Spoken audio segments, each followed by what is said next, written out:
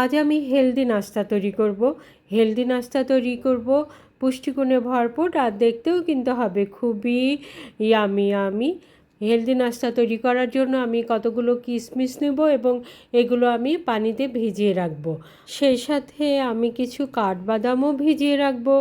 কাঠবাদাম আর কিশমিশ ভিজিয়ে রাখব। আর সেই সাথে চিড়া, 1 কাপ চিড়া ভিজিয়ে রাখব। এই চিড়াটাকে পানি দিয়ে ভিজিয়ে রাখবো এবং কয়েকবার ধুয়ে পানিটা পরিষ্কার না হওয়া পর্যন্ত ধুতেই থাকবো। চিড়ার মধ্যে কিন্তু অনেক ময়লা থাকে। কয়েকবার ধুয়ে আমি 20 মিনিটের জন্য ভিজিয়ে রাখবো। আর এদিকে বাদামটাও ভিজে গেছে। এখন বাদামটাকে আমি লম্বা করে পাতলা করে কেটে নেব।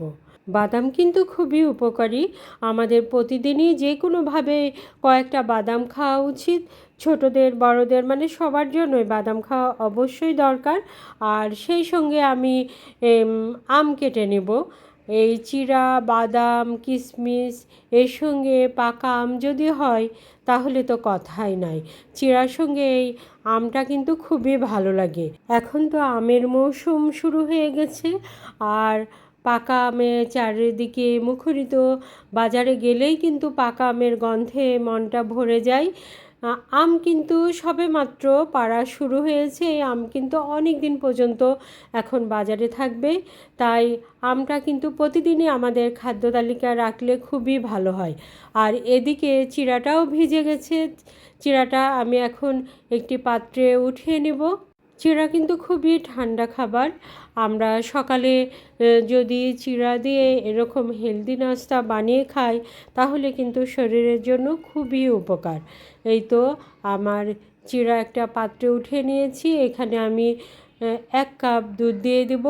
এই চিড়ার সঙ্গে দুধটা কিন্তু খুবই ভালো লাগে। আর এই যে পাকা আমটা টুকরো করে কেটে নেব। এভাবে টুকরো করে কেটে এই উপরে ছড়িয়ে দিলে দেখতে কিন্তু অনেক ভালো লাগে। আবার পাকা আমের রস করে নিলে সেটাও কিন্তু খুবই ভালো লাগে। এই তো আমি পাকা আমগুলো চিড়ার উপরে ছড়িয়ে দেব। এইটা দিলে দেখতে যেমন সুন্দর লাগে, খেতেও কিন্তু অনেক মজা। অনেক খাবার দেখতে সুন্দর হলেই কিন্তু খেতে ইচ্ছা করে।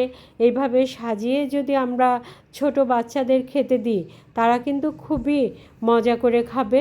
আর এই যে কিশমিশগুলোও ভিজে গেছিলো, এর উপরে কিশমিশগুলো ছড়িয়ে দিব আর কেটে রাখা বাদামগুলো এর মধ্যে দিয়ে দিব।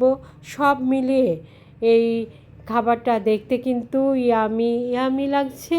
এই খাবারটা যে কখনোই খাননি অন্তত একবার আমার মতো করে তৈরি করে খেয়ে দেখবেন।